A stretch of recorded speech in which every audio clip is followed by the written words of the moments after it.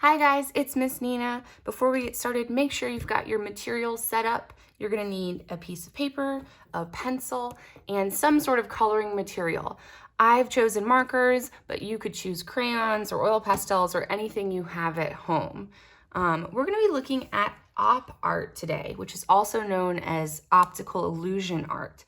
The fun part about this art is that it makes your flat drawing look like it has depth by either popping out or sinking in. So check out those examples I put in the Google Virtual Learning doc.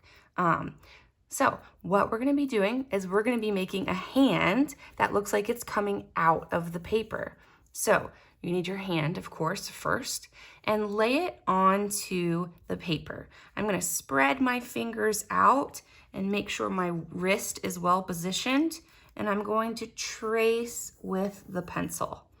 This is the only time you're gonna need your pencil for this project. So after you're done tracing, you can go ahead and put that off to the side. Oh, my little Fitbit's getting in the way. I'll smooth out those lines a little bit. Make sure you can see all the way around your hand that you've done a great job tracing it. And if you've got any little leftovers, you can erase them. Okay, putting my pencil to the side. Next, you're going to choose some colors you want for your marker. We're going to be making a pattern all the way up the page. So maybe go with 3 or 4 colors that look good together. I usually like to choose either warm colors or cool colors when I'm working. So that's something you could do as well. I'm going to grab yellow and green and pink for this one. Some kind of pastel colors that looked good together. And I'm actually gonna be using the thick side of these markers because I'm gonna do a nice thick line. If your coloring materials are skinnier, that's totally okay. You can fill in each section. I'll show you what I'm talking about. So I'm gonna start with one color, making stripes across the page from one edge all the way to the other. But anytime you hit your hand drawing, you're going to bump your line up. So I'm going to start by drawing a line across, and I'm stopping here where I've hit the wrist, and then I'm making a bump all the way across my wrist, and then I'm going back to drawing a straight line. See how it almost looks like straight line, and then a hill, and then a straight line across? Here I'm gonna do the same thing. I've gone up about an inch up the page. I'm gonna bump where I hit my wrist, and then I'm gonna keep going straight across. You can of course use a ruler or a straight edge if you aren't confident in drawing straight lines, but it does not have to be perfect when you're working on this. The illusion will still work. I'm gonna bump again when I hit my hand. This part's pretty big, all the way across to my thumb, and then a straight line again. When you get to the fingers, it starts to get a little bit trickier. I'm gonna bump here. Now look, there's a space between my finger here and my thumb. So a straight line, and then when I hit that thumb again, I'm gonna do another bump before I go back to doing a straight line. Here we go. This is gonna get tricky right here. I'm doing a straight line until I hit my pinky, bump the pinky, bump the ring finger, straight line, tiny straight line right here, bump the middle finger, bump the pointer finger, and then again, back to a straight line. All right, I'm gonna go up the page a little bit more, bump, bump, bump, oh, bump. That's kind of fun to do, like a little train on a track. Bump that finger.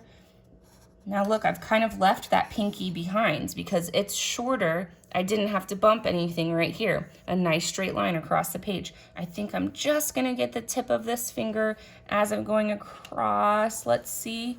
Yep, just the little top of that finger, and then going across, and then my last straight line just goes straight across the page. Okay, so this is our first step. Now you can get your next color and you can start doing a new line. I'll use yellow, and again, I'm using the thicker side, but it's okay if you're not using a thick color. You'll just fill in between your spaces. So my yellow one, again, I'm going to my palm and I'm bumping that line and I'm going back across. So what I mean when I say you can fill in if your marker isn't thick is between this green line and this yellow line, I could color this whole section in so that it makes a thicker line. Just make sure when you're coloring that you keep your lines bumped when it's on your hand and straight when it's on your paper. You really shouldn't be coloring up and down when you do this project. All your lines should be across.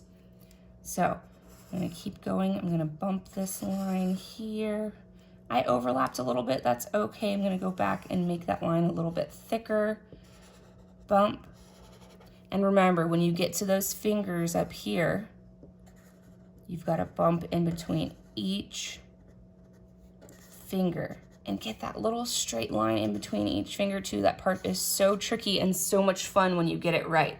Okay, let's pretend I've filled that all in with yellow. So anywhere I have green, I have yellow below. And then I would choose my last color, which is pink, and I'm gonna go under that yellow. So eventually I'd make a pattern. So again, straight line, bump, straight line. I can fill this little piece in that I messed up. Under the yellow, straight line, bump, ooh, straight line. And that would eventually become a pattern of pink, yellow, green, pink, yellow, green, and you'd go over and over again. Let me show you guys the one that I finished so you can see the pattern I'm talking about. In this one, I actually used 4 colors. Oh my gosh, I'm hoping that's picking up on the screen. Doesn't it look like a hand is pulling out of the paper? Like the paper is being pushed up by the hand? So look at my pattern going. I've got down at the very bottom, yellow, green, blue, pink, yellow, green, blue, pink, yellow, green, blue, pink, all the way up the page. So let me grab that blue that I used when I was making this one. What I like to do is I like to keep those colors out on the counter with me. You don't have to keep putting them back into your bin. That way you know which colors you're using, and that way you know what order they're in. That's just the way I like to organize myself when I'm working. Oh, I just noticed I missed a spot right here. So if you can look closely,